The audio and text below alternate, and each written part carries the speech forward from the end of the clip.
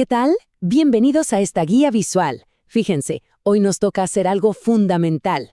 Vamos a sentar las bases claras y precisas para entender de una vez por todas la química.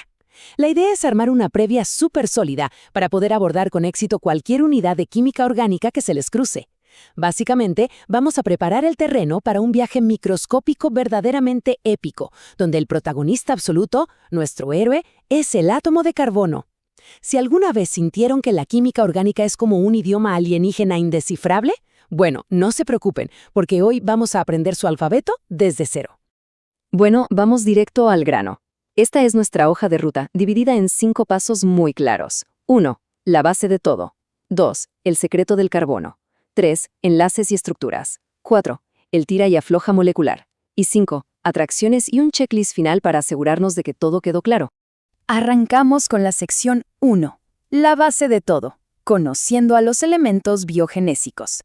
Porque claro, antes de hablar de enormes moléculas supercomplejas, necesitamos conocer a los personajes de esta historia. Y aquí tenemos al famosísimo equipo CHON, carbono, hidrógeno, oxígeno y nitrógeno. Fíjense que el número atómico nos indica los protones en el núcleo. Piensen en eso como el documento de identidad inamovible de cada elemento. Pero, y ojo aquí, toda la atención debe ir a la última columna, los electrones. Ellos son los que realmente salen a interactuar, son los que negocian, los que se mueven, los que impulsan cada reacción. Literalmente, son los obreros de la química. Pasamos a la sección 2, el secreto del carbono, la regla del octeto y la tetravalencia. Ahora que ya ubicamos a los actores principales, tenemos que entender cómo sobreviven. Y es que, imaginen esto, los átomos no soportan estar solos o inestables. Esta es la motivación universal del mundo molecular. La regla del octeto nos dice que los átomos tienden a ganar, perder o compartir esos electrones de valencia. ¿Con qué propósito? Llegar a ese número mágico de 8 electrones. Quieren alcanzar la estabilidad total, básicamente imitando a la realeza de la tabla periódica, que son los gases nobles. Ahora, la única excepción importante a esta regla es el hidrógeno, que, siendo tan pequeñito, se conforma y estabiliza con solo 2 electrones. Y aquí es exactamente donde la historia se pone fascinante. El número 4. Resulta que el carbono se encuentra en el grupo 14 de la tabla periódica, y eso significa que tiene exactamente 4 electrones de valencia. Entonces, si la meta es llegar a 8, exacto, le faltan 4. Esta necesidad desesperada, esta famosa tetravalencia, lo obliga a buscar y formar siempre 4 enlaces. Esta urgencia por conseguir esas 4 conexiones extra es el motor absoluto de toda, pero de toda, la química orgánica. Sección 3. Enlaces y estructuras. Construyendo moléculas. Ya entendimos por qué los átomos quieren unirse desesperadamente, así que veamos cómo lo hacen en la vida real. Tenemos 2 estrategias principales para esto. Por un lado, tenemos el enlace iónico, que es una transferencia total y directa de electrones. Es como cuando un metal literalmente le cede su poder a un no metal. Un ejemplo súper cotidiano es la sal de mesa. Y por el otro lado, tenemos el enlace covalente, donde los átomos no metálicos deciden compartir sus pares de electrones. Ahora escuchen bien, en química orgánica el enfoque está casi al 100% en el enlace covalente. Es la química de compartir, donde los átomos se ven obligados a trabajar en equipo. Para que el carbono alcance su meta dorada de 4 enlaces, tiene un montón de opciones muy versátiles.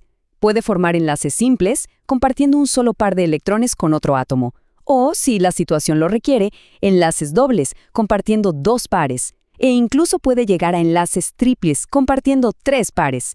Pero todo esto, absolutamente todo, siempre con un único objetivo en mente: sumar exactamente esas 4 conexiones totales. No hay vuelta de hoja.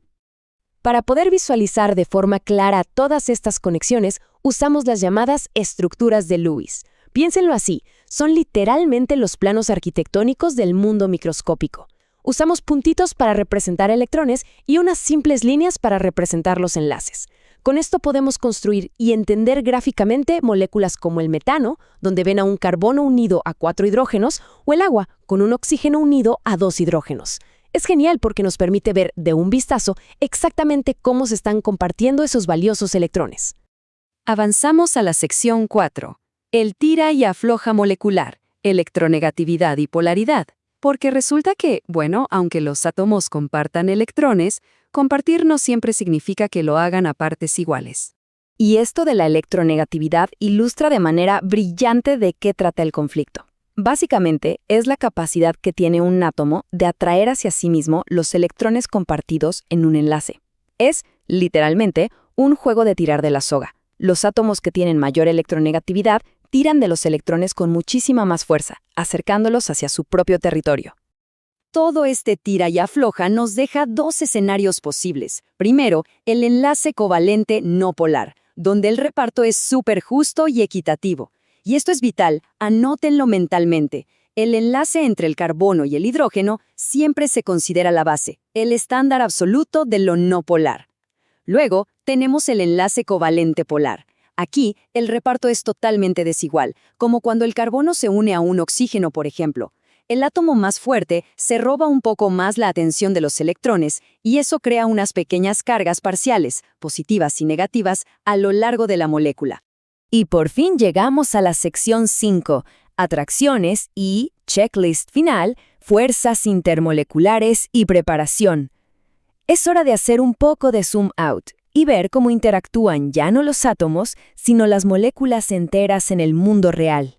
Estas son las famosas fuerzas intermoleculares y van escalando en poder. En el primer nivel tenemos las fuerzas de dispersión de London. Son bastante débiles, pero están presentes en absolutamente todas las moléculas. Subiendo de nivel, encontramos las interacciones dipolo-dipolo, que ocurren exclusivamente entre esas moléculas polares de las que hablamos, las que tienen cargas parciales. Y en la cima de todo, los puentes de hidrógeno. Estos sí que son excepcionalmente fuertes y solo suceden cuando el hidrógeno está unido de forma directa a átomos muy potentes, específicamente el flúor, el oxígeno o el nitrógeno.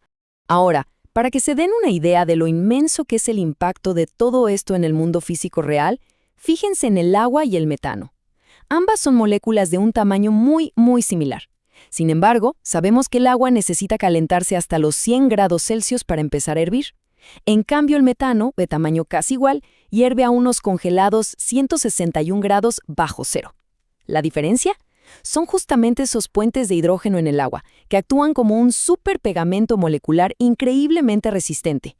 Y todas estas interacciones nos llevan a una regla de oro, una verdad irrefutable sobre la solubilidad. Lo semejante disuelve a lo semejante. Así de fácil. Los materiales polares se llevan súper bien y disuelven a otros materiales polares, mientras que los materiales no polares solo quieren estar en compañía de otros materiales no polares. Entonces, teniendo en mente esa regla de oro, imaginen este escenario cotidiano. ¿Se van a mezclar el aceite, que es no polar, y el agua, que es recontrapolar? Bueno, la respuesta, basada en cómo interactúan realmente las moléculas, es un rotundo no. Como no son para nada semejantes en su estructura de cargas, es imposible que formen alianzas fuertes entre sí, y por eso siempre los vemos separados en el vaso. Entonces, para ir cerrando y dejar esta previa impecable antes de arrancar con su unidad, repasemos este checklist final. 1. Tenemos clarísimo que el átomo de carbono necesita y forma siempre 4 enlaces. 2. Podemos distinguir sin titubear entre un enlace iónico que transfiere todo y uno covalente que comparte. Y 3. ¿Entendemos bien la diferencia entre un enlace polar, que es desigual, y uno no polar, que es equitativo? Si la respuesta es sí a todo, las bases están 100% listas. Hemos hecho un recorrido increíble desde el centro mismo del núcleo de un átomo hasta entender las fuerzas colosales que hacen hervir el agua. Pero quiero dejarlos con esta incógnita gigante. Si unas reglas tan simples gobiernan el mundo de unos átomos invisibles, ¿cómo creen que estas mismas reglas se combinan y escalan para construir la complejidad brutal de las proteínas, el ADN y todos los seres vivos que conocemos? Con este conocimiento fundamental asegurado, el verdadero y fascinante mundo de la química orgánica acaba de abrirle sus puertas. Nos vemos en la próxima.